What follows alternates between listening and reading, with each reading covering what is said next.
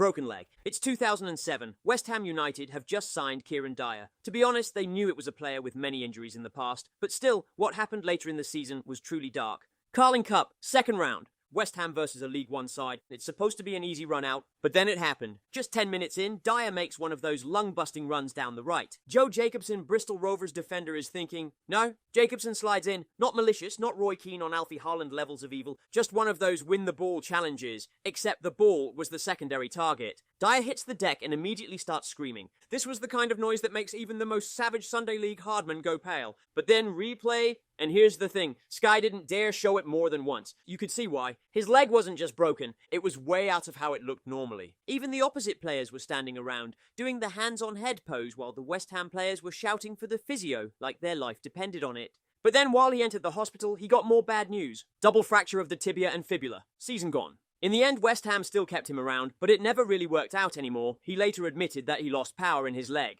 Leg twist. It's 1999. Larsson is at Celtic, already the king of Glasgow, but football doesn't care if you're a legend. And on one night against Lyon in the UEFA Cup, something truly bad happened to him. First half, Celtic versus Lyon, Larsson goes chasing a 50-50 ball, slides in to win it, ball's gone, body's still going. But then the darkest things you could imagine actually happens. Larsson plants his left foot, Lyon defender comes in, and his leg folds. Literally. This wasn't a limp off the pitch injury. This was the type of injury where even the commentators go quiet. But then the reactions of the other players which said it all. The Lyon players stopped playing immediately, stopped moving. Some turned away because they'd rather look at Maguire playing than that leg. Celtic teammates sprinting to the medical staff, waving frantically. A few kneeling next to him, trying to keep him calm while he was screaming in a way you only scream when you know something's very wrong. Physios run on. Ref calls for the stretcher, but then in the hospital it became clear this wasn't just a broken leg, it was a compound fracture, bone through skin, straight to the operating table, straight to months, years even, of rehab. But now remember, Larsson was 28 at the time. Not a kid with endless years to bounce back. Everyone thought this is it, game over. But here's where the story gets mental. Larsson could have walked away from football. Nobody would have blamed him. But this man had the mentality of a beast. 7 months later, he's back. Most players take a year and still look like they're running in slow motion. Larsson came back and immediately started scoring again like he'd been playing every week. After the injury, he racked up 4 more Scottish League titles, 4 Scottish Cups, a Golden Boot, 242 career goals after the leg break. He even popped over to Barcelona later and helped them win the Champions League final by coming on as a sub and assisting both goals. From snapping your leg to lifting the Champions League trophy, that's not just a comeback, that's a movie script. Henrik Larsson didn't just survive one of football's darkest moments. He turned it into a footnote in a career so good that most people forget he even had one of the most horrific leg breaks in history. Broken cheekbone. This one is probably the most horrifying one of all. Imagine the Premier League in the early 90s wasn't modern football as we know it now. No VAR, nada. The games were all tough. But when you played Wimbledon, the crazy gang, you didn't just risk losing 3 points. You risked losing teeth. Or, in this case, half your face. Tottenham Hotspur versus Wimbledon. Mabbutt is Spurs captain, a rock at the back, a typical leader, the kind of defender who'd put his body on the line without thinking twice. Unfortunately for him, this day was going to prove exactly what putting your body on the line meant. On the other side of the pitch, John Fashanu, a striker who played football the way Mike Tyson boxed, with very little interest in the finer arts and a lot of interest in making sure you knew you'd been in a fight. But then the cruelest part of all happened, one of those duels between striker and defender. Ball comes in high, Mabbutt does the textbook thing, jumps to head it away. Fashanu does the crazy gang thing, launches himself into the challenge like the ball insulted his mother. Only problem, he doesn't actually make contact with the ball. Instead, his elbow connects flush with Mabbutt's cheekbone. But then, the idiot the referee is literally waves play on, because of course he does. This is 1993. Eventually the physio runs on. One look at Mabbutt's face and you can tell, yep, that's not a bruise. That's a structural engineering problem.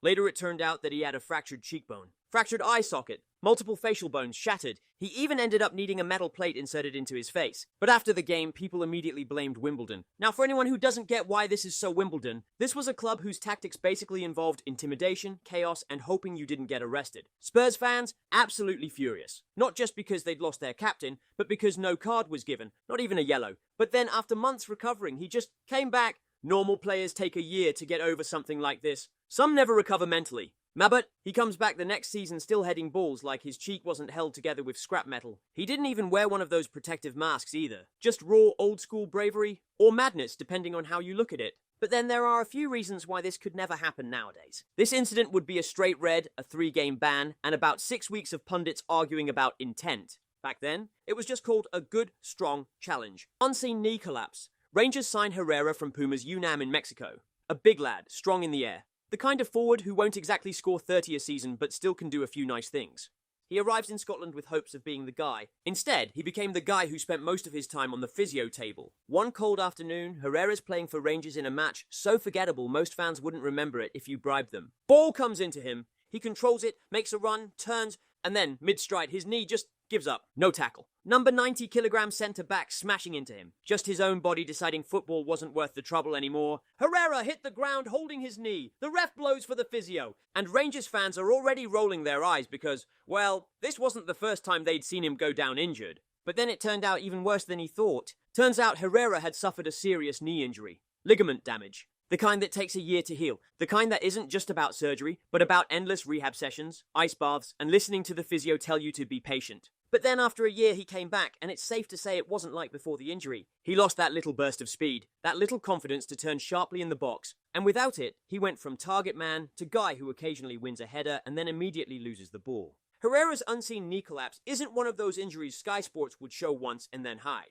Nah, they didn't even have to hide it, because they never showed it. But the brutal thing at this part is that Eduardo Herrera didn't just get injured that day. He got quietly erased from the what could have been list.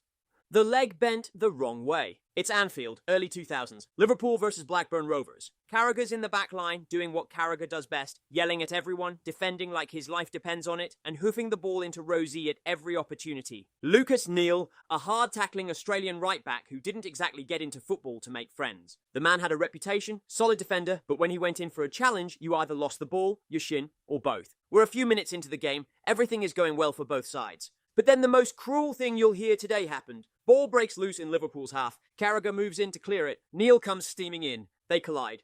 And Carragher's leg, specifically his shin, ends up bending in a direction that should be reserved for yoga classes and horror movies. It wasn't one of those, is he faking it, injuries. You could tell instantly. The kind of injury where even the opposition instantly stop and wave the physio on. Even the crowd went from singing to silence in seconds. But Carragher's not exactly known for rolling around pretending he's been shot. This is a man who once played with a broken rib. Seriously, so when he's on the floor screaming, you know something is really wrong. The physios rush on. They take one look and probably called for a priest. Straight onto the stretcher, leg strapped tight, and off down the tunnel to the hospital. But what was being revealed there was just a horror movie. It turned out he had a broken leg, but unlike the other ones, not a little break. Nah, clean break, bad enough to end 2 seasons on the spot. After the injury, Carragher spent months in recovery, rehab, strengthening, all that boring stuff you have to do before you're allowed to yell at your teammates again. He came back, but the injury was a reminder that even the toughest players can get taken out in one badly timed moment. In the end, Carragher recovered and went on to play for years, racking up over 700 appearances for Liverpool.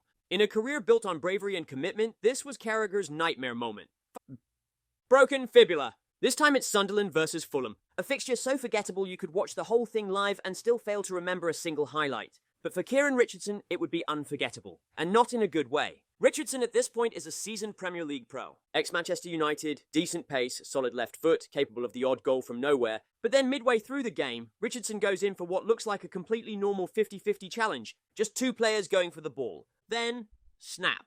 It wasn't the bone sticking out, horror film kind of injury, but if you were close enough, you could hear it. And judging by the way Richardson instantly dropped to the turf, clutching his leg, you didn't need a medical degree to know something had gone very wrong. Of course, the ref stops play immediately. The crowd, what little noise they were making, goes dead quiet. But then physios sprint on with insane urgency. They take one look, shake their heads, and start strapping his leg. No tests needed, it's broken. But the thing is that he suffered a broken fibula. Months out. Rehab, gym work, endless balance exercises, you name it. Meanwhile, if you bring it up now, most fans won't remember it. And that's kind of the point. It's a reminder that for every Eduardo leg break or Petr Cech head injury that gets replayed for decades, there are dozens of serious injuries that just vanish into football's memory hole. Knocked out, some football injuries are accidents, some are unlucky. And then there's the Patrick Battiston incident, which was basically an assault caught live on global television, and somehow wasn't even a foul. It's the 8th of July, 1982. World Cup semi-final, France versus West Germany in Seville. The tension's high, and both sides are one step away from the final. Unfortunately for Patrick Battiston, this would be the night he became famous for all the wrong reasons.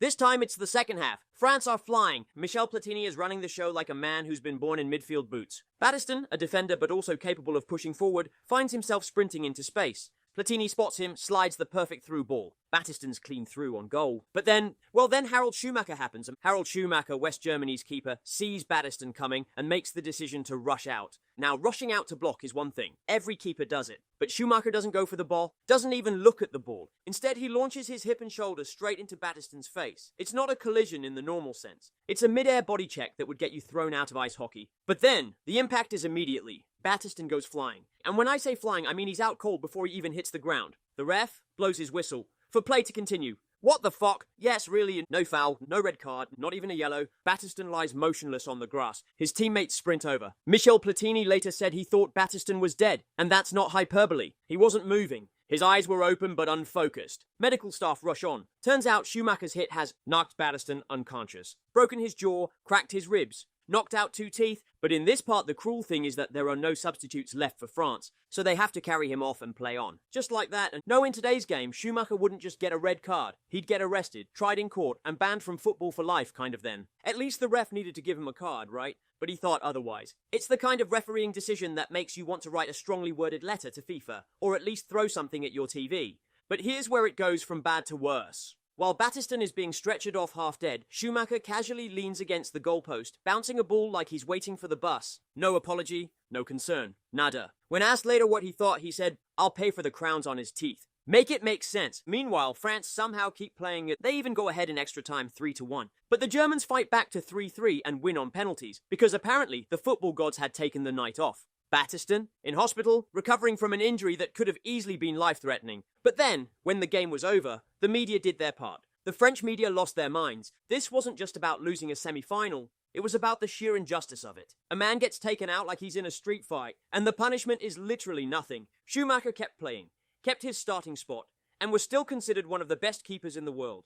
Battisten recovered physically, came back to play again, but admitted he never quite felt the same confidence charging forward after that. Now, this wasn't just a brutal injury, it was a reminder of how different the game used to be. Today, VAR would zoom in, commentators would go silent, and X would be melting down within seconds. In 1982, it was hard but fair. If by fair you mean nearly killed a man without touching the ball. It's gone down in history not just as one of the most shocking injuries, but as one of the worst refereeing non-decisions of all time. It's still shown in documentaries as an example of how brutal football used to be and how much you could get away with. Patrick Battisten survived one of the most infamous assaults in football history. But the fact it wasn't even called a foul, that's the real injury. Multiple places broken cheekbone. The 1982 World Cup semi-final between France and West Germany is already infamous. Patrick Battisten had been knocked out cold by Harald Schumacher earlier in the game. You'd think one national trauma in a match would be enough. But France? Nah. They decided to add another chapter to this video. Enter Manuel Amoros. Amoros was France's 20-year-old right back. Young, fast. He was making his mark on the tournament, confident on the ball, aggressive off it, and generally looking like the future of the French defense. What he didn't know was that his first World Cup was about to give him a memory he could never unsee or unfeel. It's extra time. The game's stretched. Both teams are running on fumes. France have just gone 3-1 up and are dreaming of the final. Amoros is pushing up the right flank when West Germany's Hans-Peter Briegel closes him down. But then the cruel part happened. As Amoros moves in for the ball, Briegel swings an elbow. And not one of those, oops, caught him accidentally, elbows. This one connects flush with Amoros' face. Amoros drops instantly, clutching his cheek. The French bench erupts, arms waving and stuff. The same referee who refused to give one single card earlier on. This time absolutely nothing, not even a free kick. Amoros' teammates surround the ref, screaming, almost attacking. But meanwhile, the medical staff rushed on. They knew directly that this wasn't good. They check him over. Broken cheekbone. He's dazed, bleeding, and clearly out of the game. But then after the match it exploded. Even that the ref got money to simply not give a card in any of these fouls. Some French fans still swear FIFA wanted West Germany in the final. It's hard to argue when your players are being treated like crash test dummies without consequence. But thank God in the end, Amoros recovered. He went on to have a long career, winning the 1984 Euros with France and playing in 2 more World Cups. But ask him about 1982 and he'll tell you, it wasn't just losing the semi-final that hurt, it was the feeling that France had been physically bullied out of it. And the officials didn't care. Now sure, you can get a yellow card these days for sneezing too close to someone. But back then, you could literally elbow someone into reconstructive surgery and not even concede a free kick. If VAR existed in 1982, Briegel would have been off, Schumacher would have been off, and France would have been 11 versus 9. Instead, it was 11 versus 11, plus one referee who might as well have been wearing a West Germany shirt. But the credit where it's due, Amoros didn't let it define him. He captained France at later tournaments, became one of their all-time great defenders, and was still bombing up and down the flank well into the 90s. In a single match, France lost one player to unconsciousness and missing teeth, and another to a broken face, and still had to finish extra time like nothing happened. If that's not one of the darkest injury stories in football, I don't know what is.